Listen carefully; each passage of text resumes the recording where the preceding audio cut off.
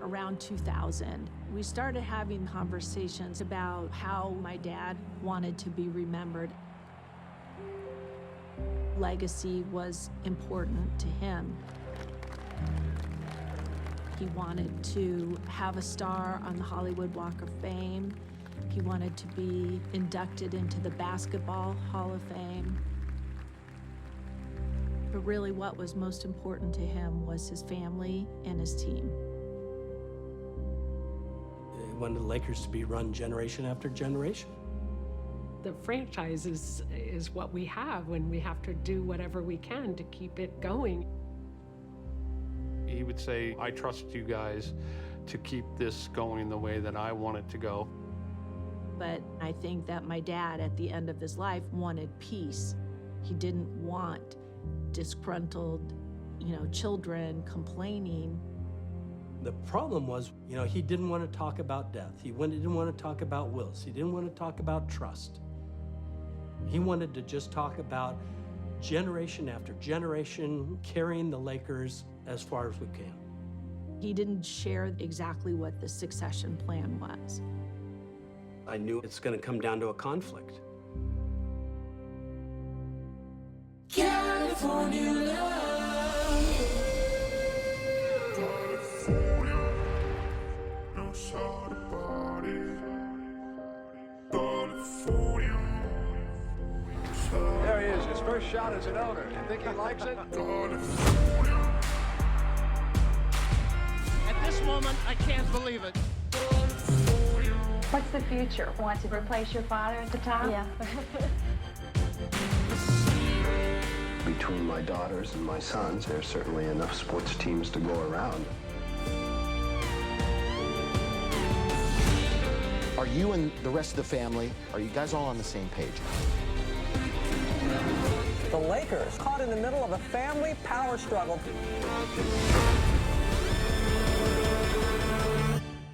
I think I've really left them with something.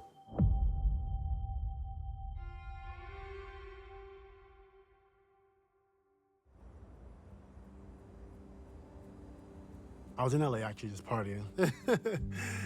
And then I get a call from my agent, and he say, the Lakers want to talk to you. And my first response was, for what? And then the next morning, I'm like, wow, this is great. This is a hell of an opportunity. I never thought I'd have an opportunity to win again, just because when you don't treat the basketball guards the right way, they don't treat you the right way. I enjoy coaching Meta. The young players can play with force. They can play with energy. Had I stayed with them, I could have given them the last piece of how to harness that force and energy and not let it spin out of control. With the malice at the palace, everything spun out of control for him. It was one of the most violent clashes between players and fans in U.S. sports history. Ron Artest of the Indiana Pacers racing into the stands after a spectator hit him with a drink. That set off basically a riot. The NBA has handed down record suspensions, and now authorities in Michigan are also considering criminal charges. 5 years past the brawl, here I am with an opportunity to play for the Lakers, so I said, okay, I'm gonna cherish this moment. When Ron came to the team, I think at that point in Ron's career, I think he just wanted to be dependable. And that's all we needed from him, was just to fit in. The NBA Finals begin tomorrow night with the Boston Celtics go to see the Los Angeles Lakers in a rematch from 2 years ago that was won by the Celtics. Tell me how you see the finals. I think it's a really interesting matchup. A couple years ago when they faced each other, they were both looking for championships. Now they both have them. Boston beat the Lakers in that series, humiliated them in the final game, and the Lakers then came back last year and beat Orlando. They faced each other 11 times in the final, so there's a great history here. And Boston's won 9 of those times. Welcome to downtown Los Angeles, where it's time for the NBA's biggest stage. The 2010 NBA Finals featuring the Los Angeles Lakers and the Boston Celtics. Lakers. You know, us in Boston, we got a love, hate relationship. We love our teams and we hate their teams. Definitely was happy for KG, Paul Pierce, and Ray Allen and the rest of the guys, but fuck them. Ladies and gentlemen, game one starts now. 2008 against the Celtics, all of Laker Nation was hurt, especially because it was against the Celtics. Right? It was painful. Celtics. You can't lose. I mean, I grew up such a Lakers fan, and so like the Lakers and Celtics rivalry. You just hate them. Everything. Yeah. Like you hate them. We can't. There's no way I can be on a Lakers team that loses to the Celtics twice. No. As Fisher puts up his first jumper. Artest down the other end.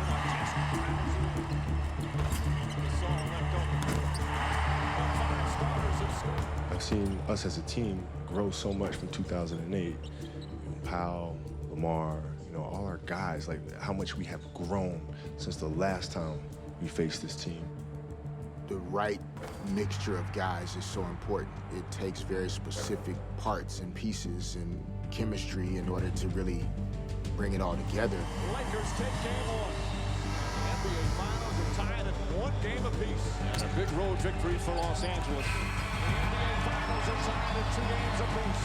The Celtics win and will head to Los Angeles with a 3-2 lead. And there'll be a Game 7 of the 2010 NBA Finals. Game 7? I wanted to leave because we was losing. Rondo, the offensive rebound, goes back up and banks it in. And it's a 13-point lead. We had a lead going into the fourth quarter. We understood the seriousness of the game, what was on the line, and the rivalry. It was all or nothing. Here's Swanson. Artest right up on top of him. In the early parts of my career, I had such a big ego, and I wanted to be the best at all times. I was trying to be. So to be a role player and to embrace it and really try to be the best at it, that was one of the proudest moments of my career. Deflected by Ballmer. Artest picks it up. Artest to the basket. Knocked out of bounds inside Artest. Count it, and a foul. It's the drive, gets to the rim, blocked from behind. Bryant looking. Artest, that's a 3. Bang! Lakers by 6 with a minute to play. When Ron Artest hit that three-pointer, the joy like surging through me, the bolt of light from God that came from the heavens and like coursed through my body and made me feel like I could do anything on earth for the rest of my life. That was pretty good.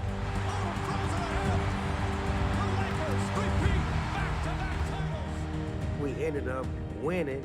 Then I couldn't leave because I was stuck with all the motherfucking fans. It was like the parade was right now. Kobe trusted us, and he made us feel so good, and he passed me the ball. He never passed me the ball. And he passed me the ball.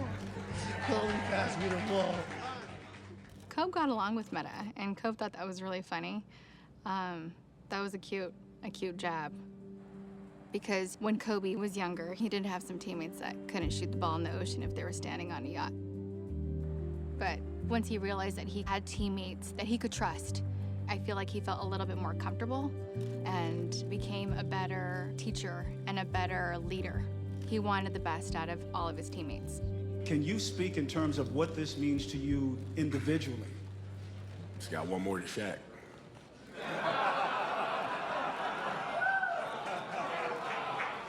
So you can take that to the bank. My dad was thrilled to beat the Celtics and to win another championship. But it would be the last championship for Dr. Bass. I grew up a California kid, Showtime Laker fan from the earliest days I can remember. And it was always a dream of mine to wear the same jersey as Magic Johnson. 2010, my contract's up in Orlando, and I get a call from a number I don't know. And for some reason, I answered that call, and he said, "What up?" I was like, "Who's this?" He's like, "It's Kobe." I'm like, "Yeah, right." I was like, "Who is it?" And he starts laughing. He's like, "Nah, it's really me." He's like, "Have you ever thought about being a Laker?" I'm like, "Fucking, I've dreamt about being a Laker." He's like, "All right." And literally like 4 or 5 days later, I was a Laker. As a team, they're in search for a three-peat. Kobe wanted that 6th ring. He always told me, he's like, "I want to be able to sit at the same table as MJ," meaning he needed one more piece of hardware to be able to do that. The 2011 NBA playoffs here in downtown Los Angeles, home of the two-time defending champion Lakers. A sellout crowd at the Staples Center as the Lakers begin their quest for a three-peat. And during the regular season, it was the usual little bit of drama for them, some ups and downs, but they are still in many eyes the team to beat. Every season, even when they were shitty, the expectations for a championship, you know, so it was no different. And again, like I said, they were coming off 2 in a row. We just kind of assumed, like, okay, well, playoffs are here. Let's get through this so we can, you know, try to win another championship.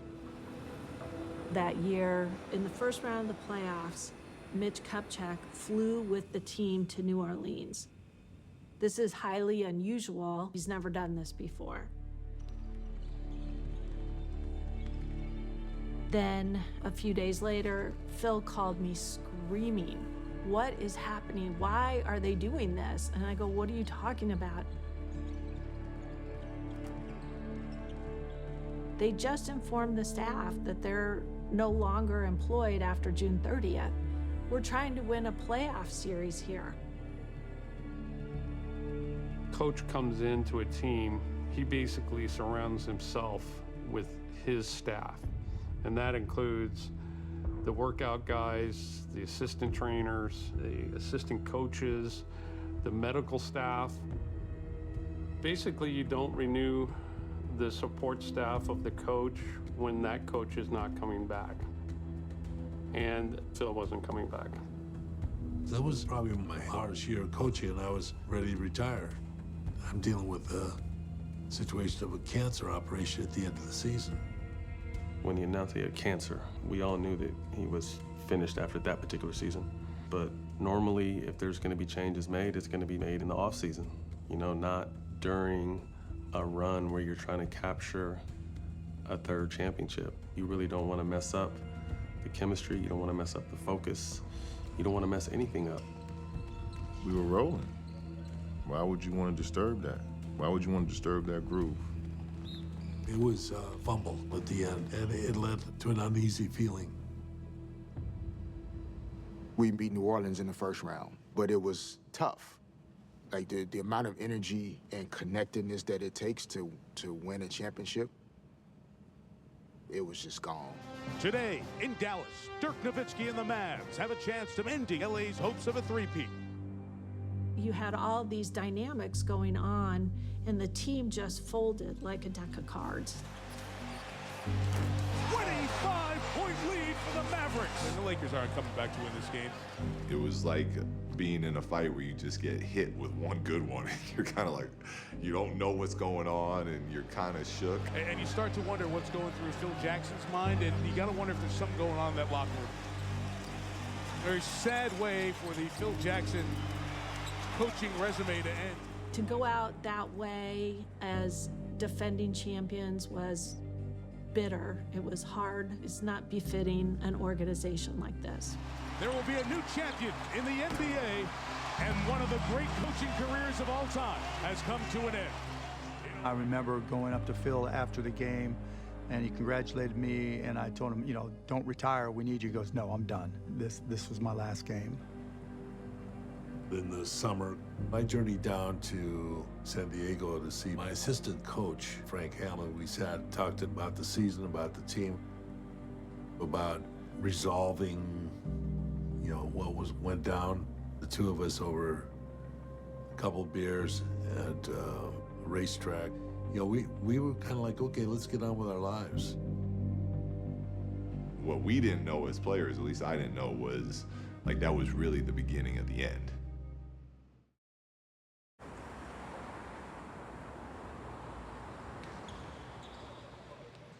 After that season, I interviewed for the Laker job.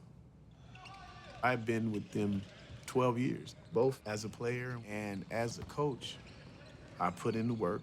I felt like I paid my dues. I was the most qualified for that time in that situation with that team. Kobe publicly came out and endorsed me. Phil Jackson publicly came out and endorsed me. Brian Shaw was kind of the heir apparent. Could have been continuity for Brian to take that job. I did my interview, which was at Dr. Buss's house. Dr. Buss told me, he said, in order for Jimmy to grow in his role, I have to step back and allow him to do what he feels is best for the team going forward. The rest of the meeting was mainly Jimmy doing a lot of the talking. I've always liked Brian Shaw, you know. a natural interview. He was a Laker for a long time. He was very smart, but we needed to have the right coach. He gave me his outlook on the team, and that Andrew Bynum is the guy that's going to carry this team into the next era of Laker dominance.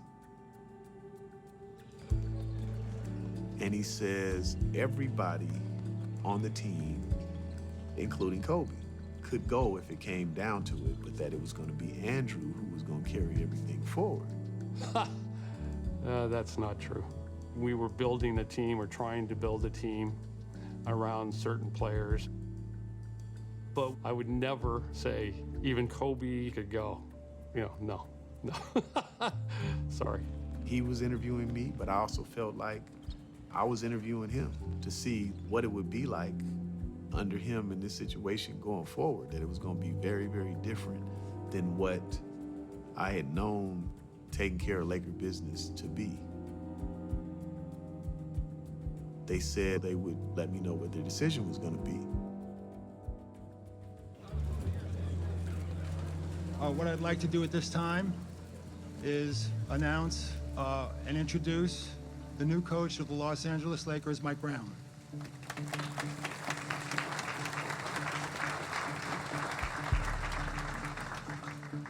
They hadn't talked to me. Not a phone call from Jimmy or Mitch. It had nothing to do with his talent as a coach, but we needed more of a big name. Mike Brown found a lot of success coaching LeBron James. He got him to the finals. He was a fantastic coach. Jimmy wanted to create his own legacy.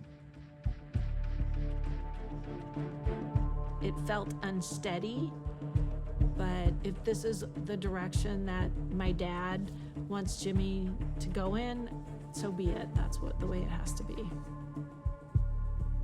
My dad's health was fading, and I wanted to win another championship for him. Kobe, how do you feel about this team as you start another season? I think the temperature of the team is a very calm one. It's we understand what we have to do. We understand the roles are clearly defined, and now it's time to go out there on the floor and execute. Kobe mentioned a few days ago you wanted to make sure that you gave Mike and the rest of the coaching staff kind of that freedom to play. It's not me giving them the freedom. They're the coaches. Right. You know what I'm saying? And we're here to be coached, and I'm here to be coached just like everybody else. You know what I mean? And it's important for everybody to understand that. You know, I make a mistake, the coach's job is to correct that. You can't be sensitive. You can't be a baby. You're here to win, man.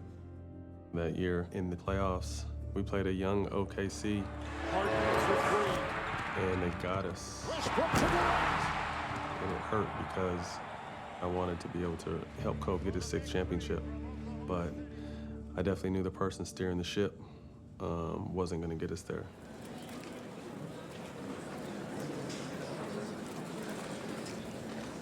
I want to thank everybody for coming on short notice. Today we relieved Mike Brown of his head coaching duties. It's really simple. It's wins and losses, and Mike knows that. Mike is not a bad guy, but he didn't have the respect of the players. You know, although Mike had success in Cleveland with Bron, the Lakers are a whole nother monster, a whole nother level. And I think Mike was in over his head. 5 games into this season, Mike Brown was relieved of his coaching duties, head coach of the Los Angeles Lakers. What was your initial reaction to that? Oh, shit. The Lakers decided to fire Mike Brown after watching the way they got off to a 1-4 season. It was a real quick hook, the way the team had playing. It just didn't look like they were making progress, and something clearly wasn't right. Mike Brown was a very defensive-minded coach, didn't seem to gel with Kobe. The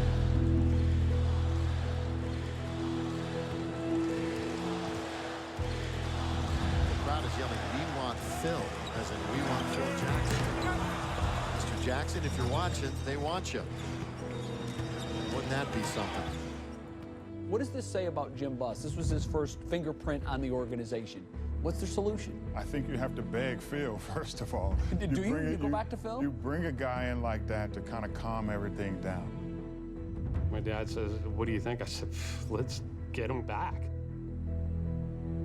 Jimmy comes to me and says, "Do you think Phil would reconsider coming back?"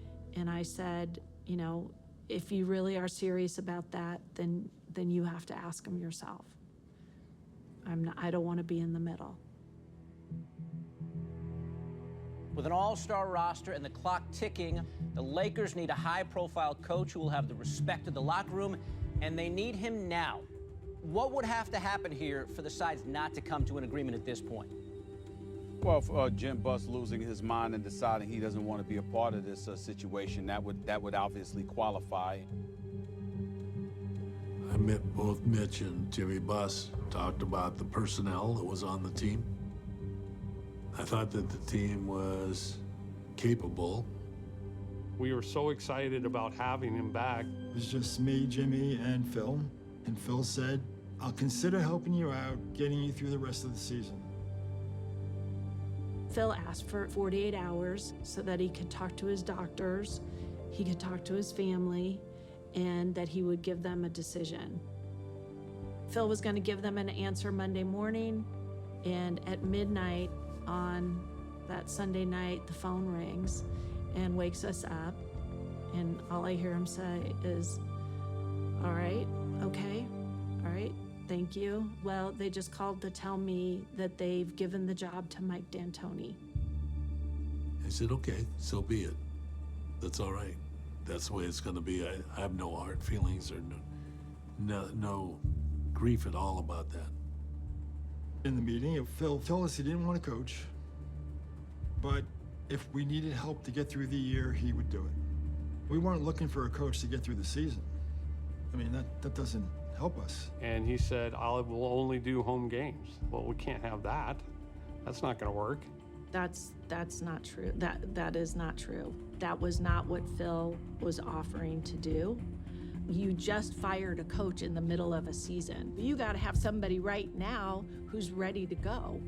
And here's the perfect guy who would fill in for this partial season, who already has a relationship with the majority of the players. And then you could say, okay, in the off season, we'll do our big search to find our dream candidate.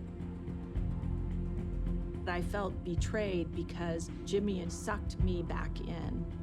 And it was kind of like, okay, well, is this real or is this, just a stunt?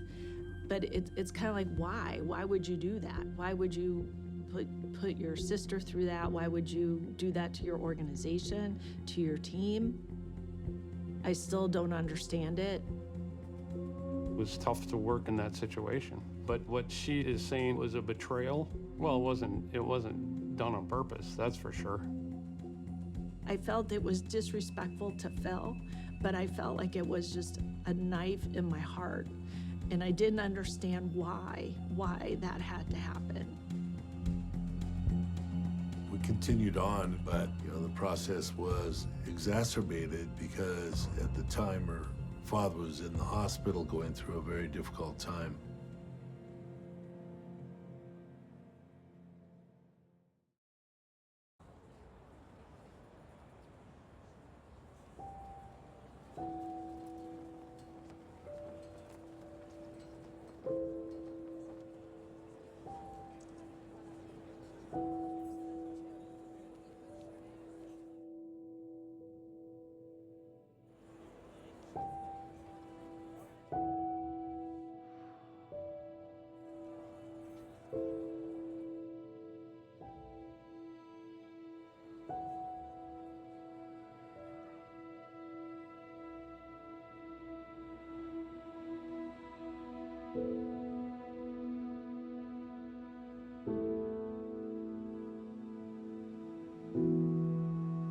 When he knew the end was coming, we decided that he's got to know all the lives he touched and he changed.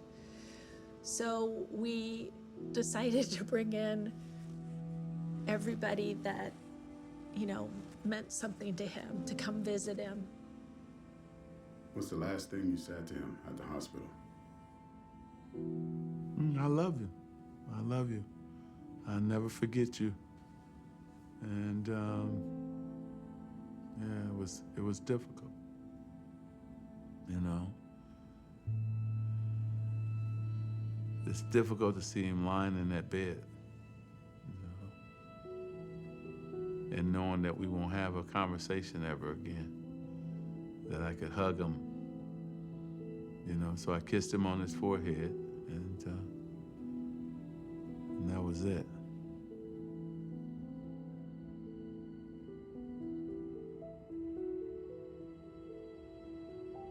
I went in his room and we sat and we talked. But I thanked him.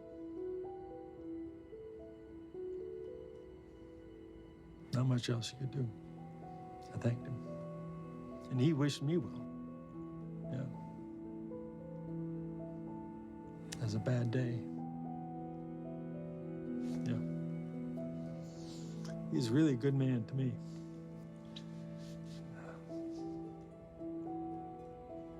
He's a very good man.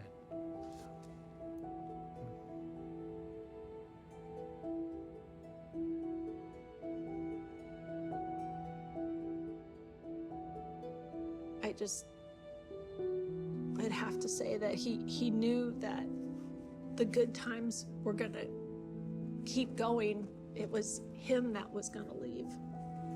And that, I think, was really hard for him, feeling like he was leaving us behind.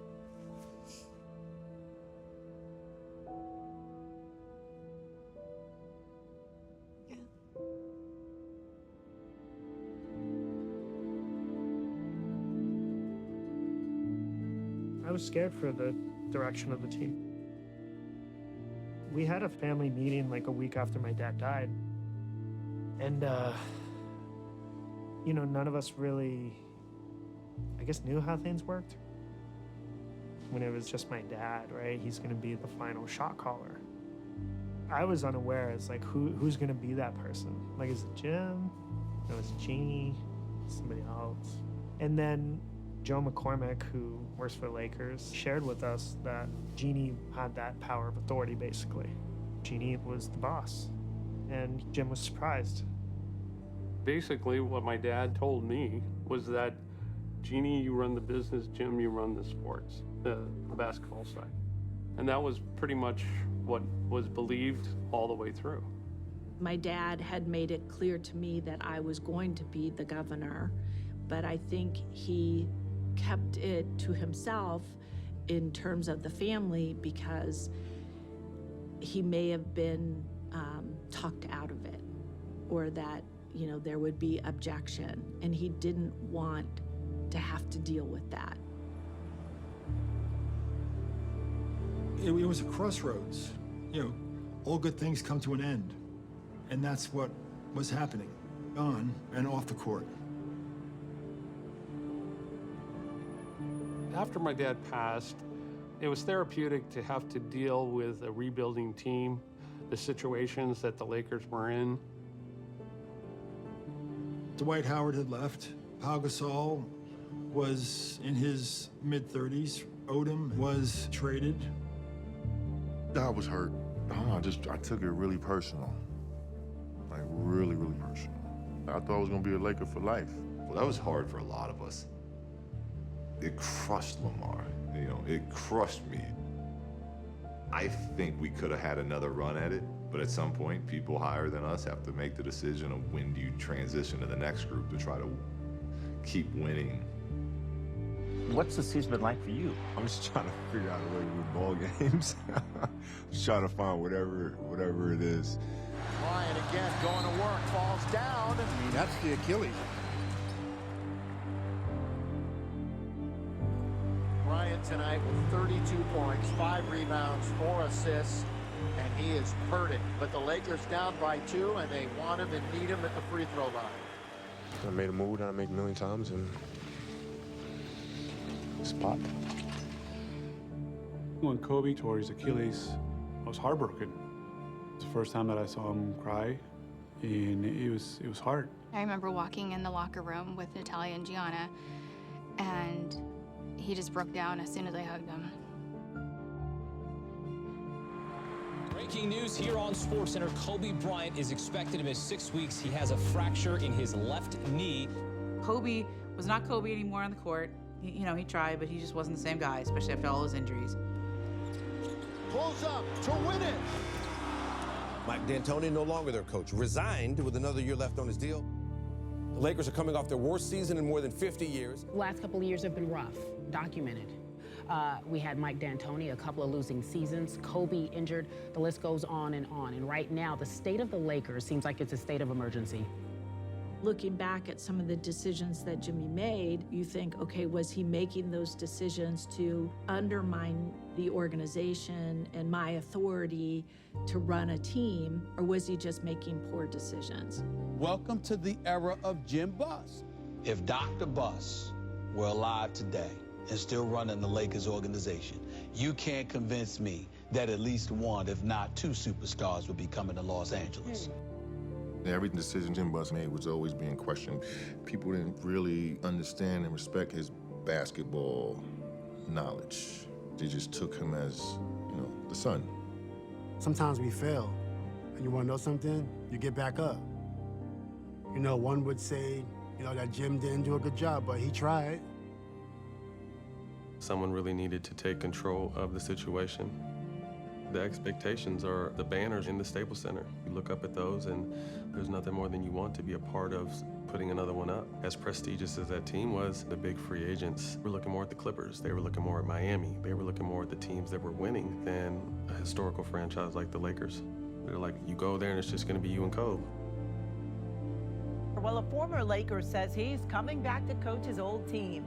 When I became coach, we were in a situation of having a mega superstar that's on his last leg, basically, and a bunch of young guys. This is going to take a while for this team to get back to that level. It's hard, man. It's hard to be in that environment when, we're literally like at the bottom of the league. I think Jim underestimated how difficult it is to win in the NBA. It involves more than just being able to pick a player or sign a contract. He might have underestimated what it took to actually get that team together and produce the type of team that'll win.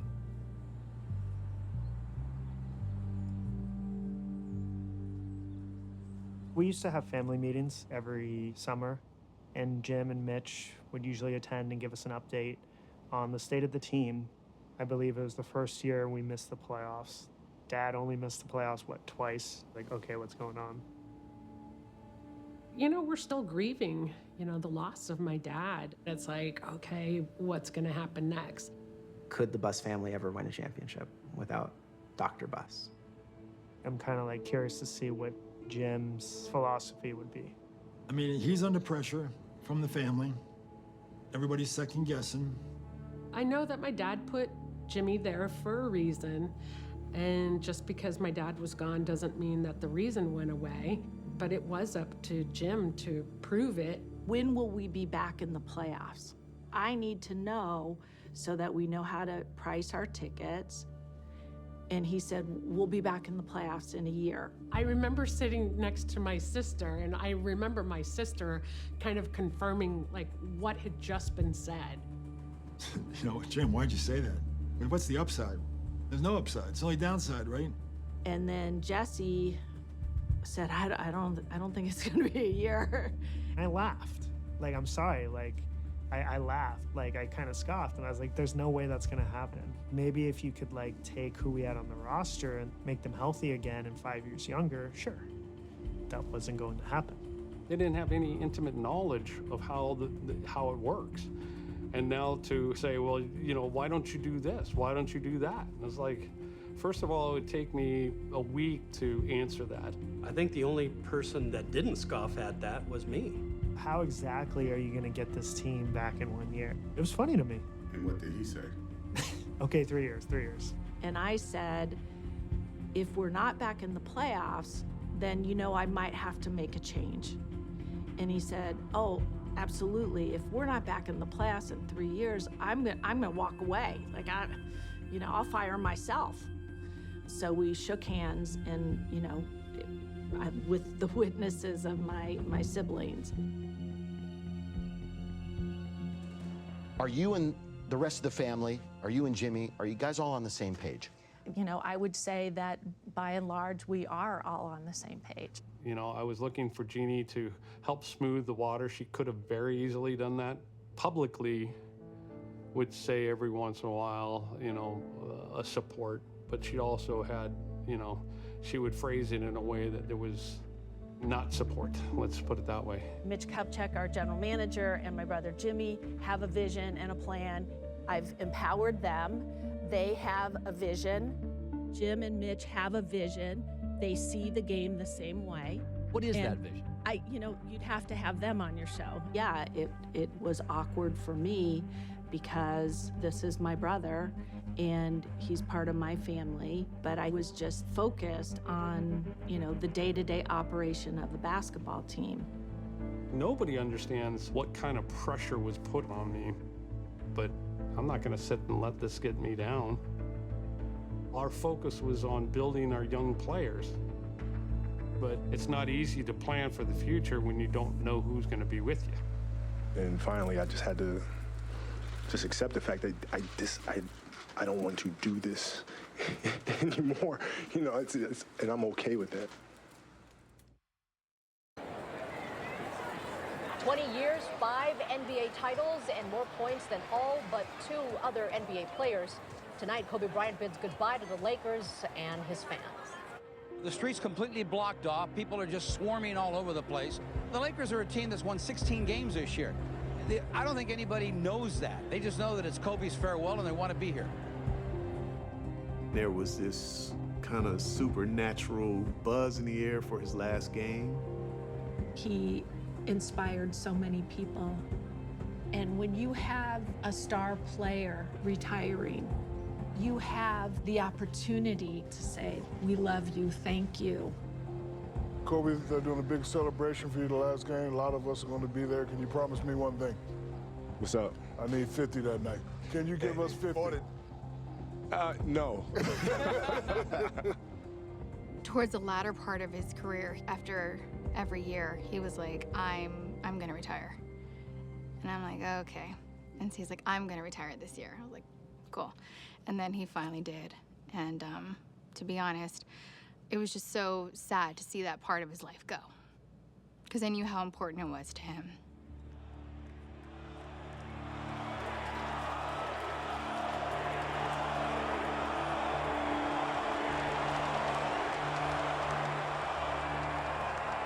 This is the last game for me to come out and perform in front of my fans, in front of my home crowd, in front of my family. The storybook finish would be Kobe shooting to win the game at the end. We'll see. Let's go out here and put on a show one more time. I think the expectations were so high. Imagine that amount of pressure.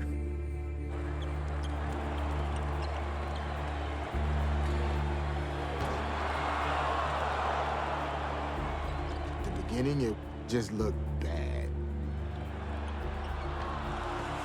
he's trying to urge that first Bryant basket in, hoping he gets going. When I saw him go 0 for 5, I said, oh, damn. I don't want Kobe to go out this way, you know.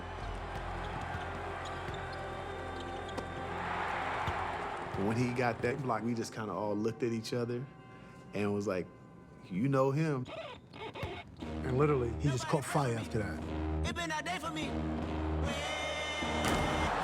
3 consecutive hoops by number 24.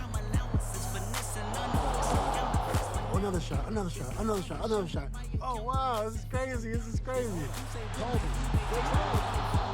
Good again. 26 for Bryant. Sit down. He has 35 points. Be humble. Sit down. Lakers look for help, and he finds Bryant. 3-ball. Yes, sir. There's 40. 40 for Bryant.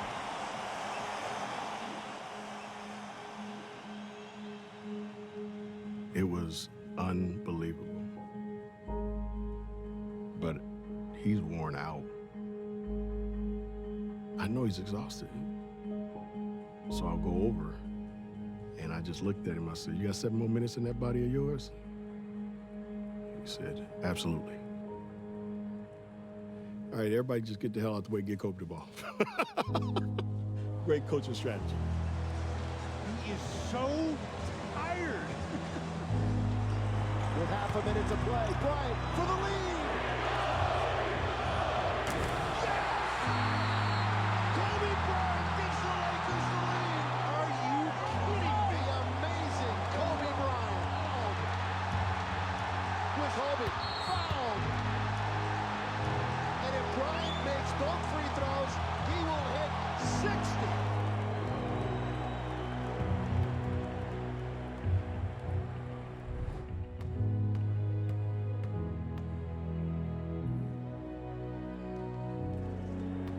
Nothing brought me the sense of peace and of escape, that the game of basketball did.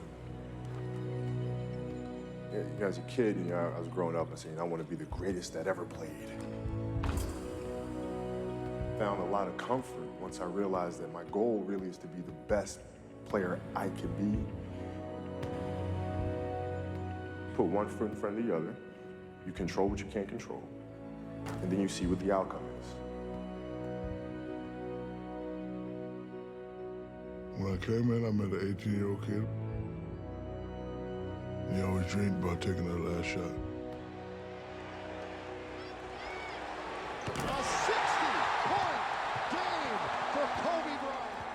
And you can't mess with destiny. You can't question destiny. What a performance. What an exit for number 24. You couldn't have written this. It was a remarkable end to a career. I was there for his very first game. I'm here for his very last game. Almost 20 years later, and now I'm sitting here and giving him a hug as he walks off the floor. The way he went out was a Hollywood script. Boy, tears are flowing all over Southern California and all over the world who have loved this man for so long. I grew up a diehard Laker fan. So to be drafted and then traded to this organization and to spend 20 years here, you can't write something better than this. The thing that had me cracking up all night long was the fact that I go through 20 years of everybody screaming to pass the ball. Then on the last night, they're like, don't pass it.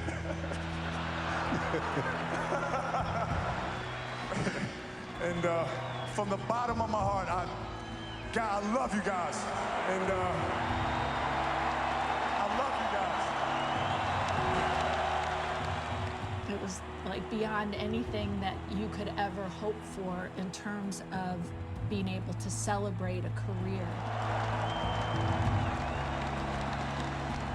It was a gift that he gave us.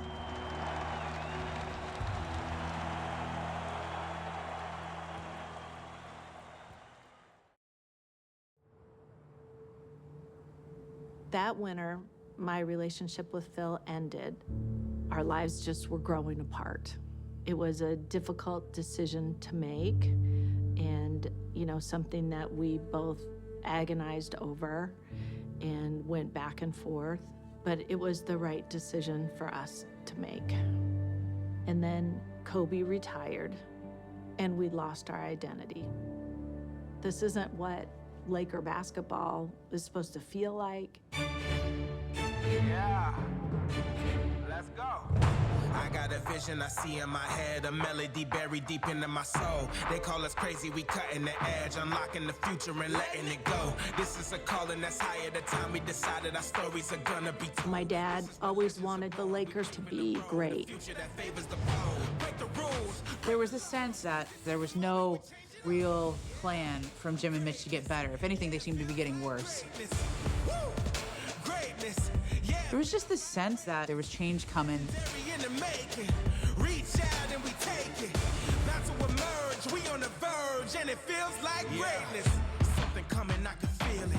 January 2017, I had dinner with Magic, and I asked him, what do you think about this team?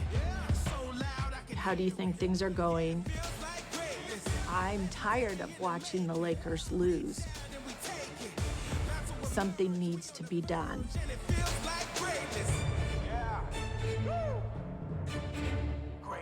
You are back, Magic, with the Lakers organization as an official advisor to Jeannie Buss. What I want to do is try to just, little by little, build the Lakers back up, you know, to where they should be. Jeannie knew that I wanted to help her in any way that I could.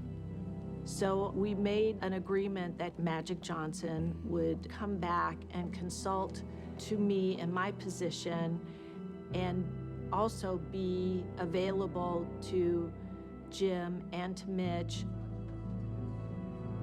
With Magic, we're going back to the way Dr. Buss ran the team, back to hope and success. At the top, Jim hasn't established the credibility that he needs out in the marketplace among players and agents, so he's got to get better at that. And Mitch and I were just like, what in the world is he going to do? He hasn't been in basketball for many, many years. I would always go to him, you know, for advice on players or talk basketball. But Magic coming on board was kind of weird. I never understood that. Mitch and I used to talk all the time anyway, because we were friends. And so he would ask me questions, and you know, I'd give him an answer. He had never been in that position. You know, we'll work with him and see how it goes. I'm gonna call Jim later on today, and then we'll set up a meeting, hopefully. You know, Jim is calling the shots, and I want him to understand I'm just here to lend advice. He said, let's meet on Tuesday at 4 o'clock, and I said, sure. Mitch and I are sitting there, just sitting. We were calling, you know, where's Magic? What's happening? And he never showed up. That's ridiculous. I've never missed meetings. That's not who I am. Never been that way. I never heard anything like that. I didn't get any frantic phone calls like, has Irvin been abducted by aliens, and, you know, is he okay? Because he hasn't shown up here yet. And the next day, the Laker attorney sent me a text and said, can we get together tomorrow morning? Right? And I had, there's the trade deadline, right? So I said, it's pretty busy, Dan. And he said, I'd like to see you tomorrow morning. So that's when I knew something was up.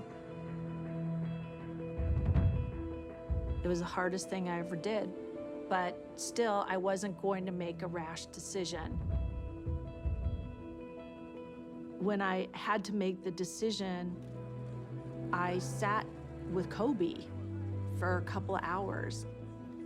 You know, I told him what I wanted to do, which was to fulfill the wishes that my dad had and what he told me he wanted me to do.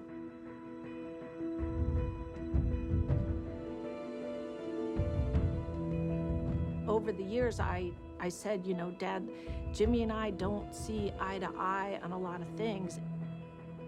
My dad said, I expect you in the position that I'm putting you in to make the changes necessary.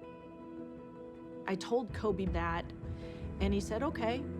He goes, I don't want you to look just at what's right in front of you, but like, pull the camera back, Jeannie, and see the wide shot.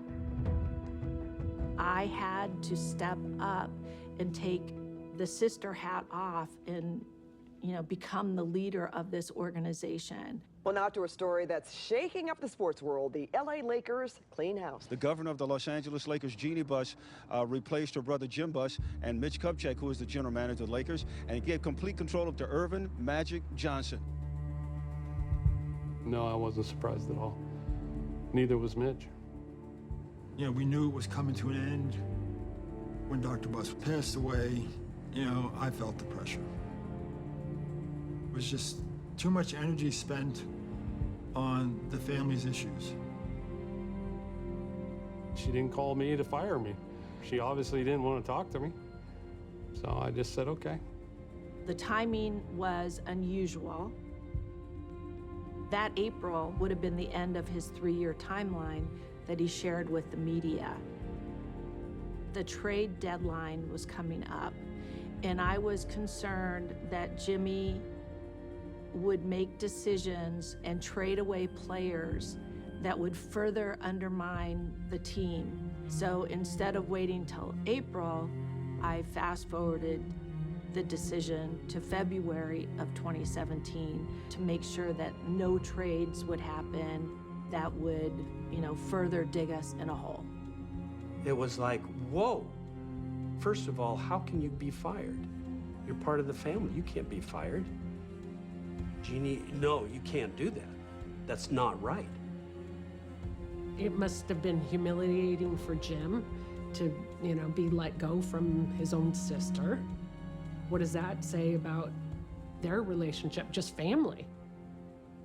Did you call her after this happened? No. There's a family feud brewing over who will run the Los Angeles Lakers. Jim and Johnny Buss allegedly attempted a coup to oust their sister Jeannie Buss as the controlling owner of the Lakers. That's according to the Los Angeles Times.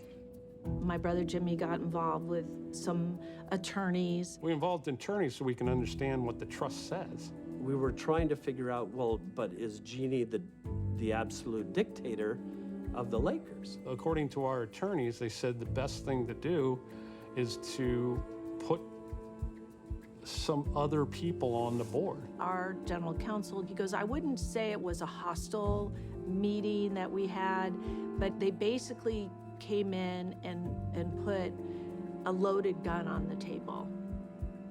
Just make sure there's check and balances. That's all it was. But Jeannie took it as we're trying to unseat her. If I'm not on the board, then I wouldn't qualify to be controlling owner. As recognized by the NBA does not want teams in limbo, so they would have forced us to sell the team. On Friday, Jeannie Buss filed a restraining order against her brothers to basically say that they had to follow the wishes of her father in the family trust. And it wasn't like we were trying to get rid of Jeannie as president of the Lakers. We wanted Jeannie to understand that Dad would not have wanted you to just take total control, hire and fire whoever you wanted, and without the rest of us being involved.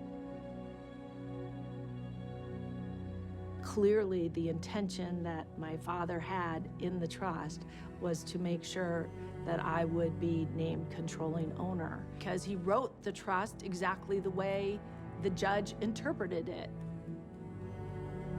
Those were his wishes, and they tried to disregard what their father wanted. That's a betrayal of all the hard work and what he did on our behalf to make this possible.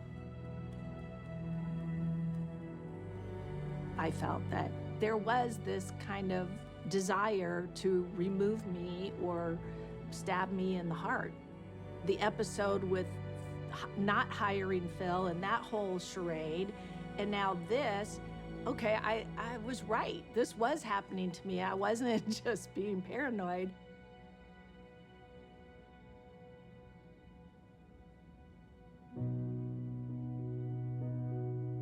It was, sickening for me. I always knew that Jeannie was going to be the one that eventually, took my dad's space. She knows every aspect of the company.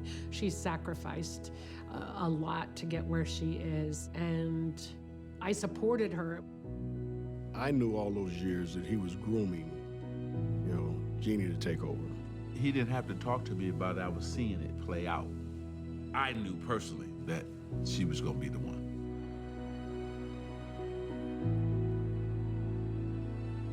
She had a blueprint. She knew what her blueprint was going to be. Now, there are some things that, we discussed and talked about, from a distance now, because we weren't engaged, but yeah, she knew what was going to happen and how it was going to happen. I've been prepared for this my entire life. I didn't see all the twists and turns, but I'm just doing exactly what my dad asked me to do. She made the right decision. It was the right call. People were, he might have been upset, but it was the right call. But you still own the team. Man. Woo! Breaking news, breaking news, breaking news. LeBron James will not pick up the option on the final year of his contract with the Cavaliers and will become an unrestricted free agent today. Me and Magic work out at the same gym. He ran out of the gym one day real fast. I'm like, Buck, Ron, you all right? He's, yeah, got to go to the office, got something going on, and he just sprints out of there. I had business.